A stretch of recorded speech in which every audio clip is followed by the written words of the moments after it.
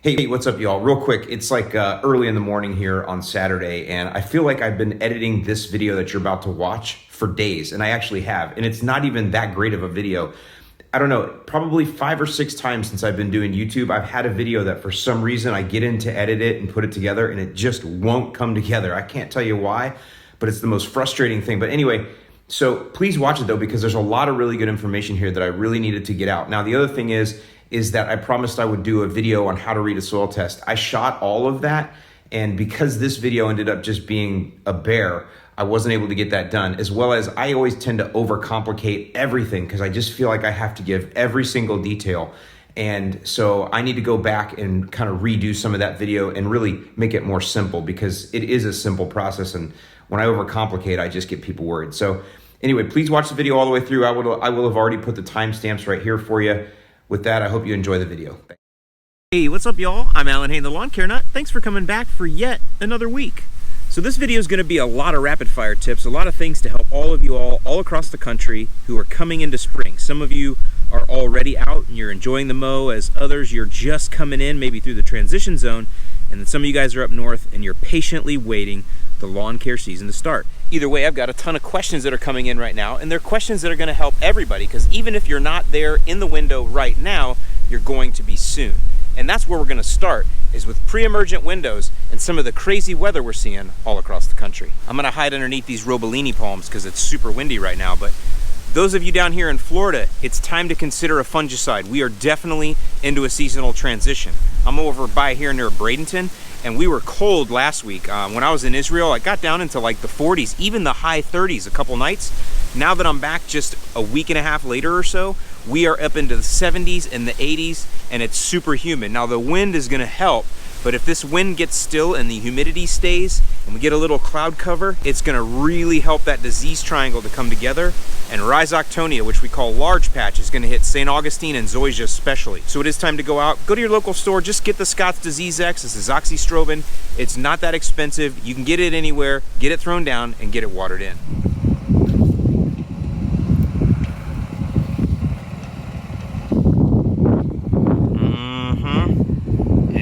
Yeah.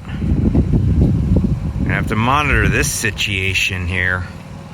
And I have to keep a close eye over Spider. Okay, so for the first set of questions today, let's talk about pre-emergence, because a bunch of the country is starting to wake up. Things are getting warmer, and actually we've had a really strange winter, and it's just causing all kinds of problems. But let me just remind you, every year there's a strange winter somewhere. It's never normal everywhere, so never forget that. You're not like alone, you're not the only one. And by the way, if it's a weird year, if it's a strange year where you are, it's a strange year for all your neighbors, and that means it's also a strange year for all the professional companies that are out, and they're doing the same thing that you are. They're just making the best decision that they can, and in the end, they're hoping for the best. So the key here is to realize you're never gonna be perfect, and the weather always wins. All you can do is control the controllables, do a proper application, follow the label directions, and then in the end, again, hope for the best. That's why we have post-emergent weed control options. If things do escape, like if some crabgrass escapes, that's not gonna be a problem. We have options for that later on. And one of the things I try to do is talk about things differently, because obviously everybody talks about this stuff now, and I've been doing it for years, and now everybody else is talking about it. So I try to get you to think about it a little bit differently. So think about this. If for some reason you're a little bit late, or the weather causes you to miss the perfect window, and you only prevent 90% of the crabgrass this year, isn't that better than preventing 80%? What if you're even later, or you make a bigger mistake and you only prevent 50% of the crabgrass this year? Well, that's better than preventing 20% of the crabgrass. You get what I'm saying, right? We can keep going down that trail. The idea is to do the best you can where you're at and let everything else wash itself out. These are living things, and you're gonna have a relationship with this lawn for many years to come, and over the years you're gonna get better and better together. Hi, hoping to get some help. Here in New Jersey, my soil temp is reading 59 degrees. Going on the 5 to 10 year average, that's close to 20 degrees above normal. Knowing it's likely to go back below 55, is it too soon to throw down pre-emergent? I just don't want to miss the window early, but I also don't want to run out early in the end. So I went to the Greencast tool and plugged in Toms River, New Jersey. I wasn't able to duplicate what Mike is seeing, but my assumption is he's taking actual soil temps from his lawn in the middle of the day, whereas the Greencast tool works off averages, and that's typically how we run the strategy. You can see that in Toms River we are running hot though, because the 5-day average has been 46 degrees. And when you look at the 5-year average for this day, it's only 38. So even in the Greencast tool, we're running a good 8 to 9 degrees hotter than normal. So Mike is right to start to wonder.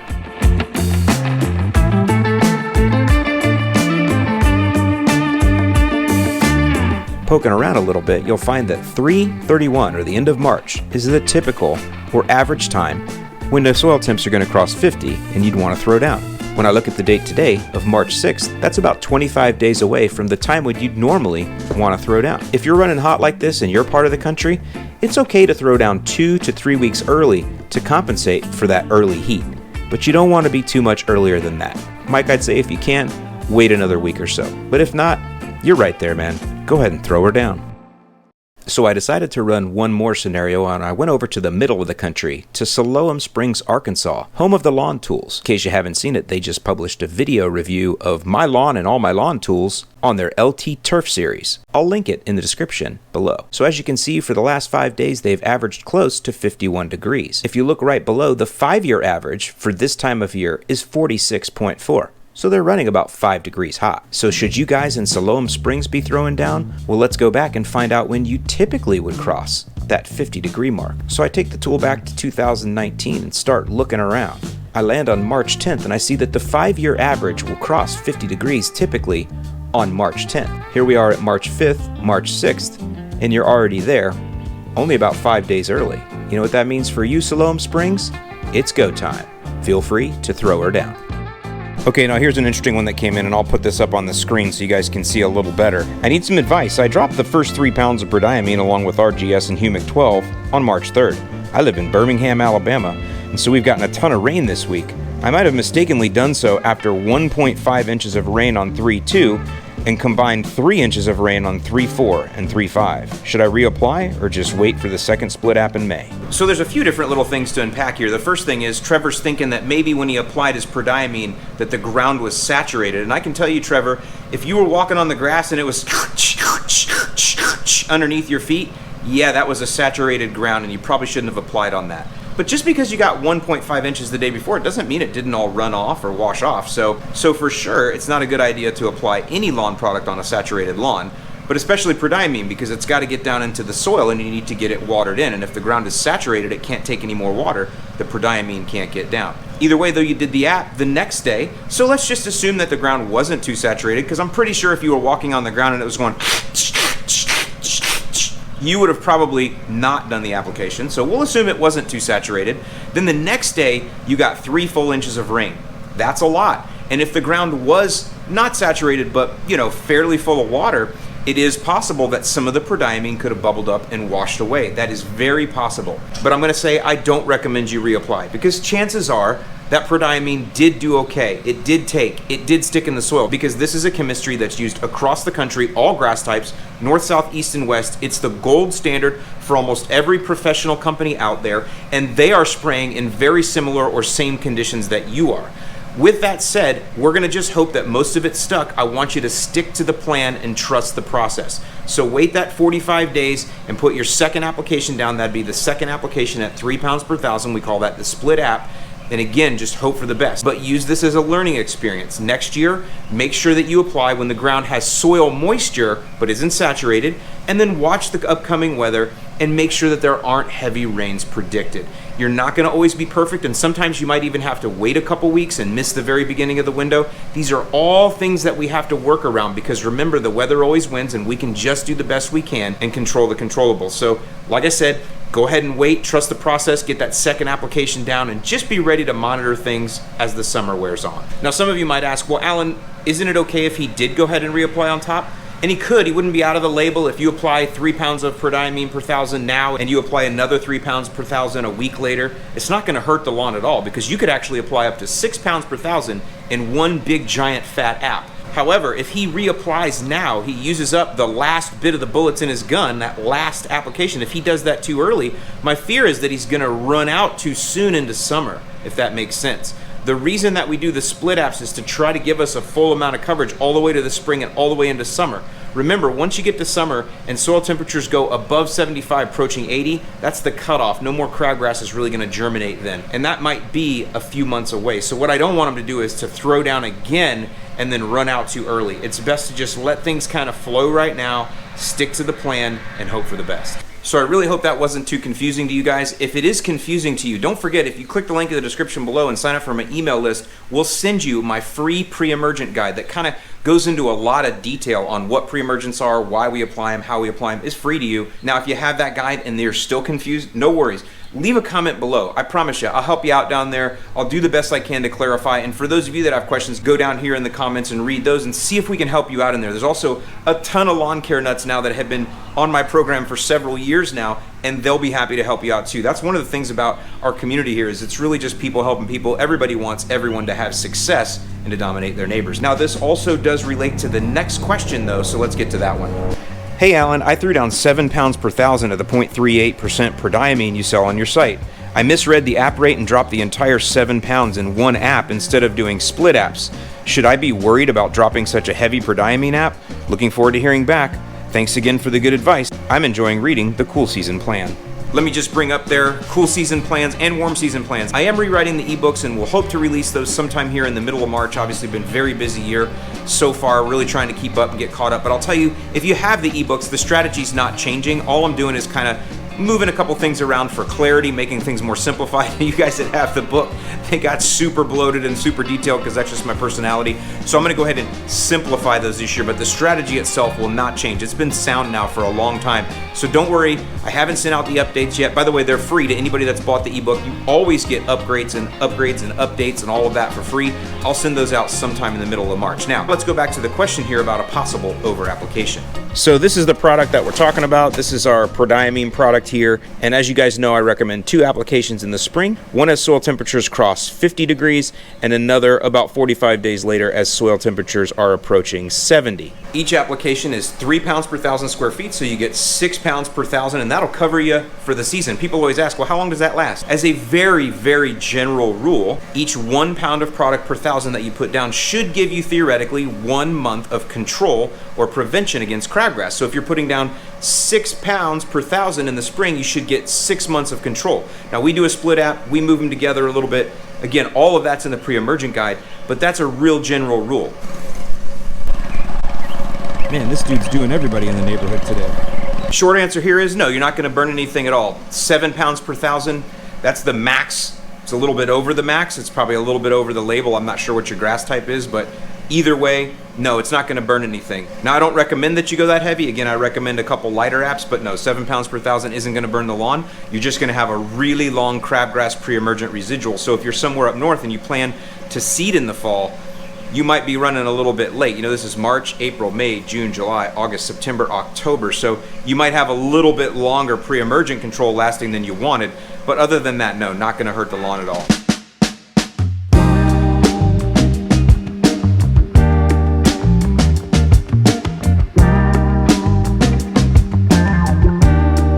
Now, the reason I got this out is because many of the questions that come in this time of year are around the biostimulants. If you'd like to get one, you can click the link in the description below and pick it up. But I'm gonna just explain to you about all of these and how to use them, because I do have to answer the questions of the thousands of customers that we have that are coming in. And that's what this portion of the video is for. By the way, you see those chems over by there? We're gonna be having these in the lawn care nut store as well as yard mastery here real quick. Just an FYI if you need any of that stuff. But I'm gonna go ahead and explain each one, what's in it, what can you mix it with, how do you throw it down, when you throw it down, how many days apart can you mix them all together, and every other question I get. That way there's no confusion as you guys run here into the season. Okay, so the first thing to realize is all of these products, they're kind of like their own program. They're standalone. They don't interfere with any of your other applications that you're doing. They only enhance it. So it doesn't matter if these are thrown down with your fertilizer or without, with your fungicide or without, with your insecticide or without, you know, etc., etc. They do not affect that in any way. They only help the soil. Real quick, I needed to interrupt here. If you're using the Carbon Earth stuff, CX DIY, XGN DIY, or X Green, if you're using these no longer contain RGS. These now have the CRRP, which is the peptides in that. So I do still highly recommend the biostimulant pack, especially the RGS root growth stimulant, to go along with your Carbon Earth products as a supplement, just like you would use with any other fertilizer. RGS, which stands for Root Growth Stimulant. This is the primary workhorse of the line. It contains humic acid as a carbon source and sea kelp to stimulate roots and shoots. Humic 12 is 12% humic acid. Don't let the word acid scare you. This is a carbon source and a chelator, and it's going to kick up the microbes in the soil, which is good for everybody. Those microbes and other soil organisms play nicely right around the roots of your grass, and the turf just loves it. Next, liquid aeration, just like what it sounds. No need to rinse that aerator anymore. This will break bonds in the soil and do the same thing. Good news here is it does not affect pre-emergence like a mechanical aeration does, so you can use this in spring and the fall. And then rounding out the biostimulant pack is microgreen, a full micronutrient stack that also contains humic acid and sea kelp to boost it. I use this a lot in the summer when we have fertilizer blackouts because this is approved during that time. You can use it on any grass type for that extra dark green color that we all love. And the fact that they kind of run on their own program means that if you have like a True Green Chemlon, right, you're not at a point where you can take on everything. Maybe you're just doing the mowing and you want to learn how to do some spraying. This is a great way to start because these will enhance your True Green program. Actually, they'll make it much better because True Green doesn't use any of this good funky fresh stuff. So if you add these in on top of what they're doing, you're actually going to make their stuff work better. You can't do that. You need some sunglasses, bro. Applying biostimulants along with your True Green program or other professional service program is actually a great way to learn so that maybe one day you can take it all over. The first thing it'll do is it'll teach you to learn your land. It's one of the things I've talked about for so many years. It's so important to learn your land, and the best way to learn your land is to walk it. And one of the best ways to walk it is to spray it. And there's a lot more to it than just that though, because as you're walking your land and spraying it, you know, week after week, month after month, what you're doing is you're paying attention to your grass. You're paying attention to how it reacts to different weather patterns, different seasonal transitions and changes. Those are things that are invaluable for when you actually do decide to take over everything. If you've got a full season or even 2 or 3 under your belt where you've just been spraying something that's easy, at least you've been observational. You've got all this observational data about your lawn. You might know where your weak spots are, your spots that get too much shade, not enough sun. You might know spots that fade out in the fall or the spring. All of these things matter to you as you grow as a lawn care nut. And then the other obvious thing that you're gonna learn is these are liquids, right? Whoa.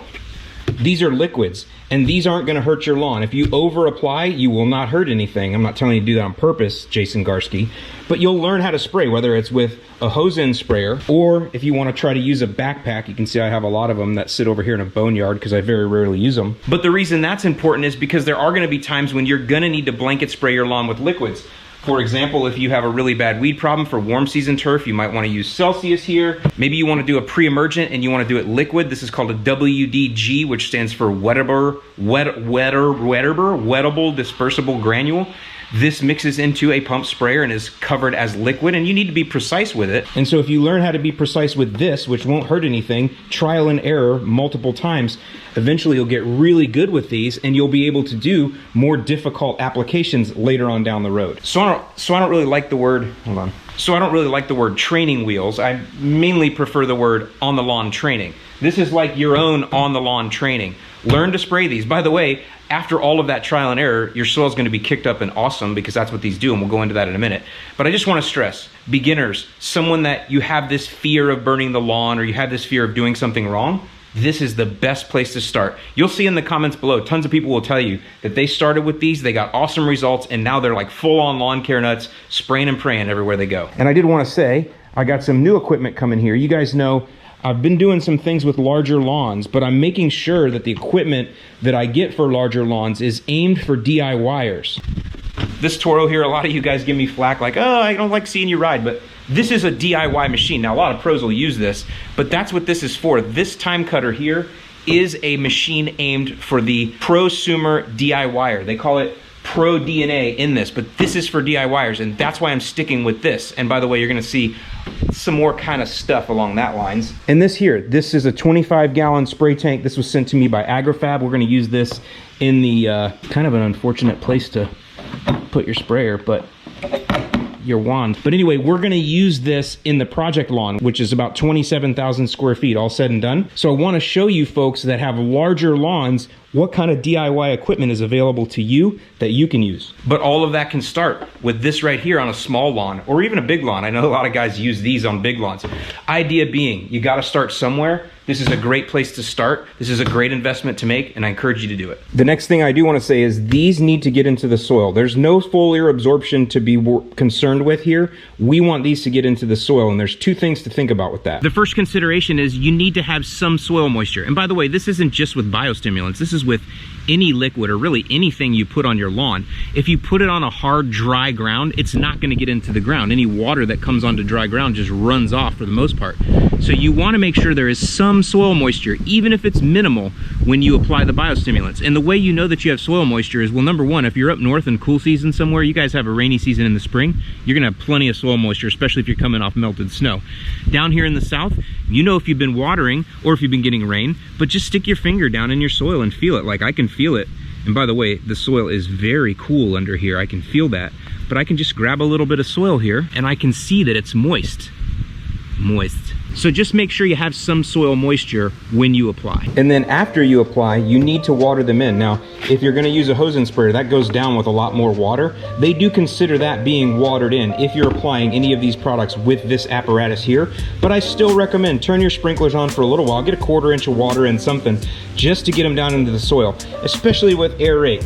Aeration doesn't work on dry soil, whether it's a mechanical aeration or this, it's not gonna work. So you wanna have some soil moisture when you apply and then water it in to get it down. Let it dive down deep. It needs water to help take it down so it can break those bonds as it goes. And then especially if you use any kind of a pump sprayer, you definitely need to water those in 1/2 inch. The sooner the better. Don't let the stuff dry on the leaves. It won't hurt anything, but if it dries on the grass blades, it's not in the soil. So get it watered in as soon as you can. So the next thing I've learned here over the years, and I've been doing this, you know, for 10 years now on YouTube, when you have to start wearing glasses, things change.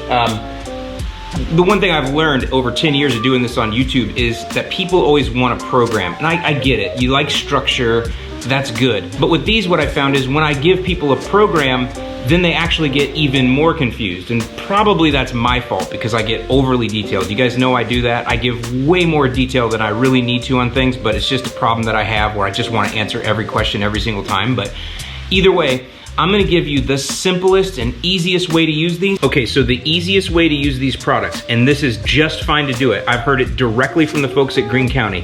If you're just starting out, all you have to do is put down 3 ounces per 1,000 of each one of these products monthly.